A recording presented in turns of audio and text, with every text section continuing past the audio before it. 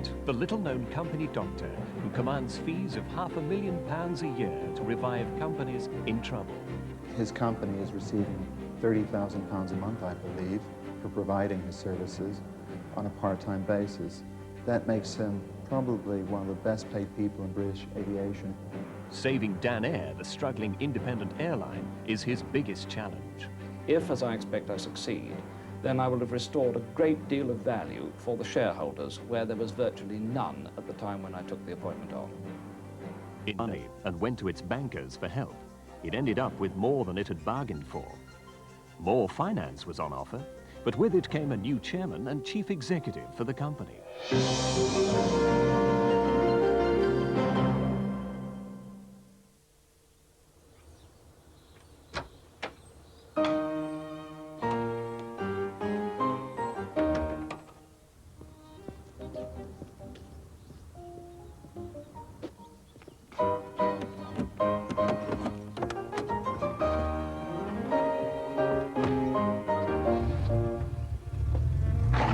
Dawn in a nondescript street in South London, and a rather nondescript man sets off for another day at the office.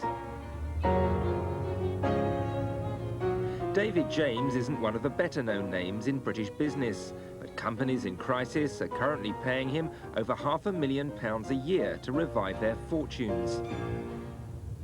He's the company doctor who can persuade banks to risk their funds on his skills. But he's now facing his biggest challenge so far, the fight to keep Dan Air, one of Britain's oldest established airlines, in flight.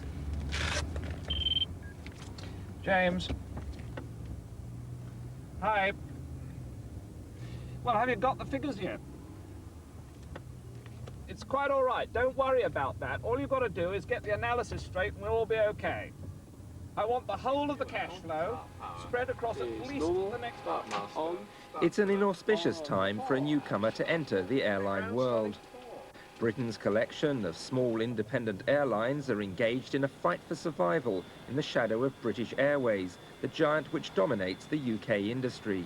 And in taking on Dan Air last autumn, the company doctor found a patient in a critical condition. Dan Air has been flying since the early 50s as an independent, family-run airline, outlasting many of its rivals. But last October, it looked as though that proud history could be drawing to a close. The airline, which had grown and prospered during the boom in package holidays, watched its profits melt away as the recession hit the travel trade. The banks told the Dan Air board they wouldn't fund the winter bills, unless, that is, there was a change at the top.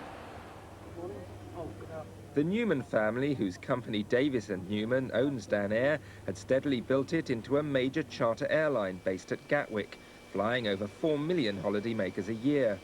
It also operated scheduled services and was expanding its network across Europe. Profits peaked at almost £10 million in 1988, but that turned into a loss of almost £19 million in the first half of last year.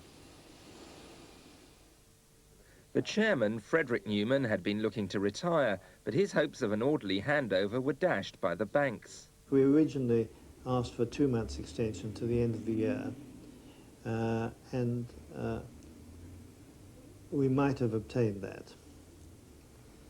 Why didn't you obtain it? Well, at that stage, the idea of the company doctor was introduced, and the whole emphasis was switched to the requirements of the company doctor. And the banks made it clear that if you didn't appoint a company doctor, you wouldn't get that facility? Yes. That was made clear? Yes. Experience of the business counts for an awful lot. But in the airline industry, where a lot of changes have taken place, we perceived a benefit for somebody to come into the group with a totally fresh eye, no prejudices about what might have happened in the future, and take judgments based on facts as he found them as to the right way forward. From a modest suite of offices in Victoria, David James has guided the fortunes of over 70 ailing companies. After starting as a bank clerk, he worked with the insolvency guru Sir Kenneth Cork, and then, 10 years ago, set up on his own as a company doctor. As what I'm supposed to do in the marketplace without those figures is beyond my understanding at the present moment. When Davis and Newman's advisors approached James, he demanded complete control as chairman and chief executive. I will not have or accept the responsibility for a rescue unless I also have the total authority to see it through. If I'm going to put my reputation and indeed, in some cases, my own personal financial substance on the line, then I'm darn well going to have the authority to back up that responsibility. So Mr. Newman and most of his board left, and the Newman family agreed to restrict the voting rights on their shares.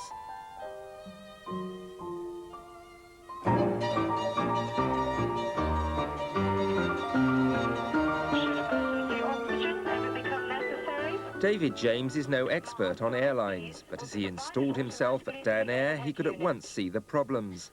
The expanding scheduled service had won praise for its new business class, but didn't have money to invest in its routes. The charter operation had made big cuts in its fleet, but with no direct link to a tour company, was still suffering. The banks were lending £80 million until the end of 1991, but long-term investment was needed. Yes, that's very good. Yes, the passengers do like this one. Looks like quite good scrambled egg too. Operationally, I think that Dan Air had been heading broadly in the right direction, but I don't think that it had had a financial strategy which would have carried it into the future. And the real essential for the future of Dan Air is that it must now absolutely be recapitalized. Once James had managed to extract the figures, he closed down several unprofitable routes. By completing the sale of the engineering division, he cut the company's debts. But with the Gulf War and the recession cutting revenue, radical action was needed. James decided Dan Air's best hope of survival lay in a merger, and he began talks with the company's bitterest rival, Air Europe, an airline which had talked of grounding Dan Air.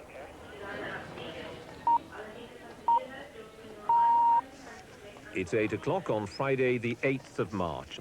We've heard within the past half hour that one of Britain's biggest airlines, Air Europe, has suspended operations because of financial difficulties. Suspended all flying operations. The collapse of Air Europe put paid to thoughts of a merger, but it convinced James and his team that the Dan Air rescue was now going to be a whole lot easier. When the news of the Air Europe collapse came through, the Davis and Newman board was actually meeting as a matter of normal routine. And so the news came into our meeting about 20 minutes after we had started, and I have to say that it stopped the rest of the agenda stone dead.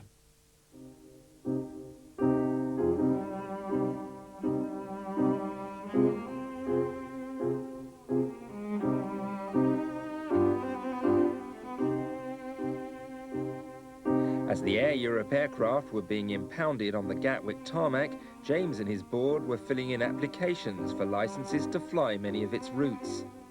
From now on, a bold new strategy swung into action. The James team gave themselves a month to draw up a plan, proving Dan Air could not just survive, but expand into a major scheduled airline. We followed events from this time. Date today is the 12th, isn't it? You've only got 4 passengers down the back, so just individual treatment. Just 4 days later, a Dan Air cabin crew prepares for the first flight on Air Europe's Brussels route. The Civil Aviation Authority has granted an emergency licence, allowing Dan Air to run the service. Good afternoon, Dan Air Scheduled Services. May I help you? That'll be from London Gatwick to Brussels. The collapse of Air Europe has given Dan Air's reservations department its busiest day ever. Now James sees a chance for Dan Air to step into Air Europe's shoes and become Britain's second biggest scheduled airline. I have 2 flights, 09:15, which arrives at 10:10. But the CAA now has to be convinced that Dan Air should get the benefit of a permanent licence for Brussels and 7 other Air Europe routes. At the headquarters near Gatwick, they're working on the practicalities that will make the new strategy credible. David James has brought in as managing director another newcomer to the airline industry, Charles White. While the experts tell him how many new aircraft should be leased to serve new routes, he wants to keep their eyes on financial realities. That assumes one British carrier on Gatwick, Paris. I don't think we can assume that. I think there will be another British carrier on the route. What load factors within within months. If the things have changed, then we have to make an adjustment for that. Yes? This was the how can we Aquila evolve, Denver. Yes, sure. how can we evolve the plan to 1992 business-driven rather than aircraft-driven?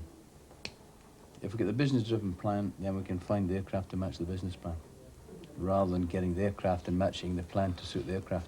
I think it's the wrong way around. The longer we wait... Matching aircraft to routes isn't the only challenge in producing the business plan. We assume the first flight will start. A routine pre-flight check for the BAC 111 going to Brussels.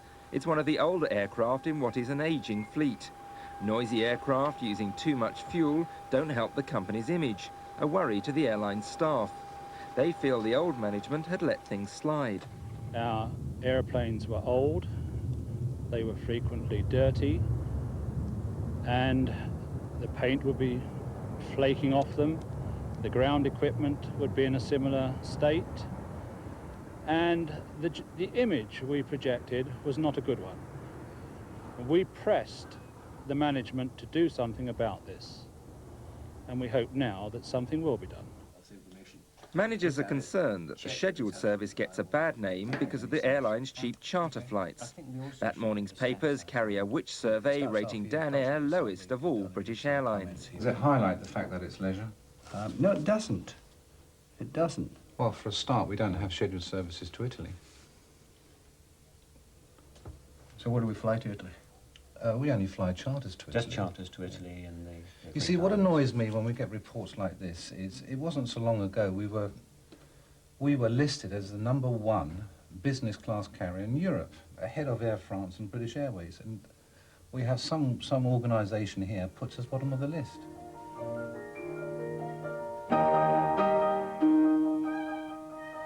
After 5 more long days at work, David James finds time for his other great passion. The Borodin Trio demands his complete attention, but during this musical weekend at a Somerset hotel, business still intrudes. This weekend, of course, comes in the midst of a crisis, the continuing dilemma of what's going to happen with the remnants of Air Europe, and so phones have been going, and a lot of my colleagues have been getting in touch with me quite regularly through the weekend. Hi, Charlie. No, that's all right, and the present equipment costs. And then build up for the fleet changes for 1992. David is one of these chaps who works 24 hours a day. He puts a lot into the project, and he expects a lot of return from the people with whom he works. David has got the ability to look at a set of figures, or look at a problem, arrive at some sort of strategy, which he arrives at by discussion, by consultation with his colleagues, with his friends, with management, and push it through from there.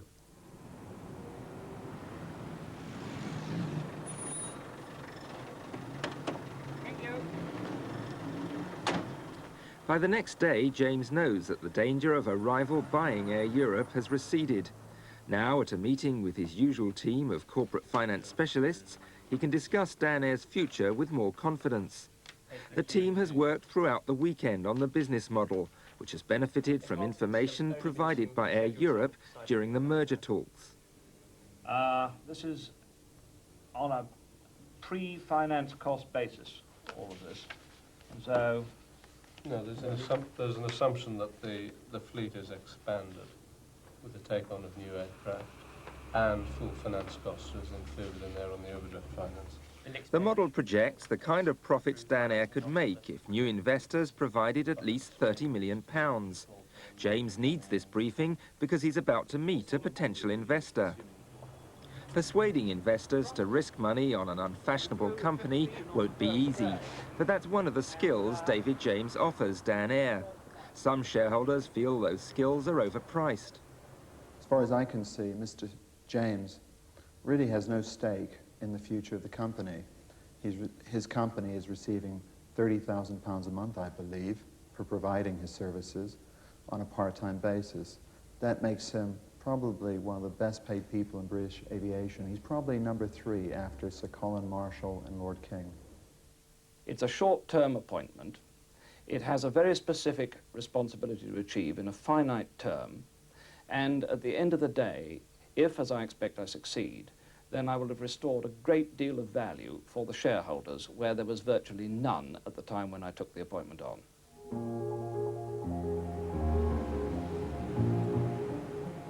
Throughout this period, James must keep in touch with Lloyds, the principal bank keeping Danair afloat. As the banker to Air Europe, Lloyds has every reason to feel nervous. Today, James is telling them he may want to use their money to hire aircraft in a hurry for his new routes. Set in place, and I don't ask you to give any concurrence to this until I've been able to demonstrate those figures to you, which is going to take me another week or two to present. Right. Yes, that's understood. I mean, you will appreciate that we would want to have a look at the business model. We'll also have to have some discussions with the other banks who are part of the package of arrangements. Danair has paid dearly for Lloyd's support. On top of interest, an unprecedented arrangement will give the banks a fee of nearly £9 million this December.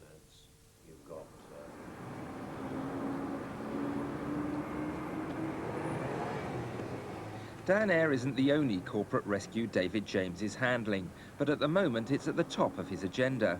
Getting accurate figures for the model is proving difficult. James. Charlie, hi. We are having problems this morning, aren't we? This morning sees a vital meeting with the Civil Aviation Authority, which won't license the new routes unless it's assured of Danair's financial stability. So the business plan must please the CAA as well as the banks and investors. Yes. I think it'll become a bit clearer in the next 24 hours, because I think that there are some results being declared by the other company there today, I believe. James's task at the CAA is difficult. He needs to convince the regulators not only that Danair can run the routes at a profit, but that other airlines who've also applied should be kept out. The CAA's policy is to try to keep Britain's secondary airlines flying, but James feels too much competition could kill them all. Observers think the CAA is likely to give Danair at least some of the routes, but they're divided about the whole plan to build a major scheduled airline. British Caledonian has gone, Air Europe, which had probably the best chance of all of succeeding, has gone. In other countries, the concept of a second line carrier below the major carriers just doesn't exist. It doesn't exist in France, it doesn't exist in Germany, and all the carriers that filled that role in the States disappeared after deregulation. So it's a very, very, very difficult role to fill. If in Danair's situation, which is rather different, you're not starting brand new routes, but you're taking out routes, or hoping to take out routes which already exist, and which have been developed by your predecessor. And if you've largely got the aircraft already on not too highly geared a basis, maybe you're rather better placed to make a go of it than Air Europe was.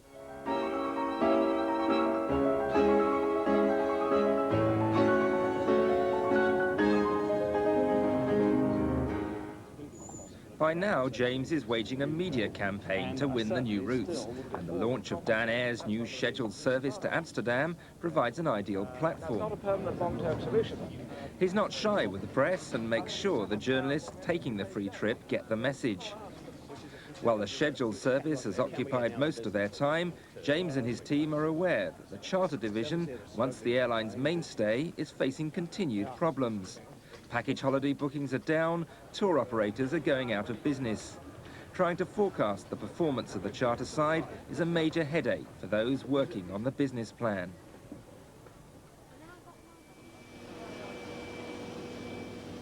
By the Easter weekend, charter traffic is still well down on previous years. Danair is pinning its hopes on picking up some of Air Europe's charter business, but there's less of it than was first thought. Back at headquarters, they're still trying to tie down the tour operators to firm bookings for the summer. What we're trying to do is get the contract issued and in the post to you by the middle of the week. Yeah? But I thought we'd agreed the rates. Despite Air Europe's demise, rival airlines are offering lower seat prices. The charter market is still in trouble. Everyone's scrabbling to fill their empty seats at whatever price. One of the other problems, I believe, that Danair have got is that they've got a very large proportion they're flying with one tour operator. And that particular tour operator also owns an airline, and that airline itself is expanding. So I don't see an easy ride in the charter market. But the plans for the scheduled division remain James's main concern. Dan Air is now seeking 11 new routes, but they're worried about the threat to an existing service. We're very anxious to fight off any other competitor on Paris, very anxious indeed. We need some breathing space to enable us to make some money on that route. So With other airlines competing for the routes, the company will have to defend its case at a CAA public hearing. The completion of the business plan is becoming ever more urgent, and the figures still need more work. Is 16,000, correct? Which that's not untoward in engineering. Yeah, and I've got to have a copy of this into his hands. Also, the other thing is that I've got to get a complete copy of the section for the banks tonight, of what we can include from the point of view of what we're asking them to agree as part of the whole scheme. What's your estimated completion time? The plan, which has cost £500,000 in advisors' fees, must reach the CAA by the following Monday. Before then, James must get approval from the Davis and Newman board. His vision of an independent Dan Air, with new investment helping it expand its scheduled services, is controversial. But at least he knows how to sell his ideas to the banks. Bear in mind that David James has worked with the banks for nigh on 25 years. He's therefore built up a track record. They know him, and they know what he can produce. Therefore, if he feels that he has a viable plan to put in front of them, they will listen very carefully to what he has to say.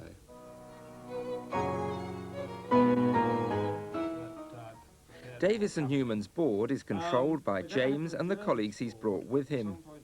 But the directors know the plan must convince, and a survivor from the old board wants to challenge the figures for engineering costs. That if we've got room for contingency, which we have, then we put a realistic figure in for, first of all, for repair of the more elderly aeroplanes if modifications are required, and for entry into service costs. I think I'd go along with Ian's first point. The second point, the first aircraft we bought on stream. By the end of the meeting, the plan had won qualified approval, although the team had to work through the weekend on further amendments. James is now talking with his habitual confidence. I think this plan demonstrates that the company in its present form is certainly viable and can continue to trade with some confidence. As to the future, quite clearly, if we're now able to obtain those licenses and support them with new equity, then I believe there is an exceptionally good future for the group. Dan Air hopes the CAA will start ruling on the licenses next month. Until then, the investors currently studying the business plan will be reluctant to commit their funds. The demise of Air Europe turned a fight for survival into something bolder. But the company doctor still has to prove that his treatment can give this patient a healthy future. Thank you.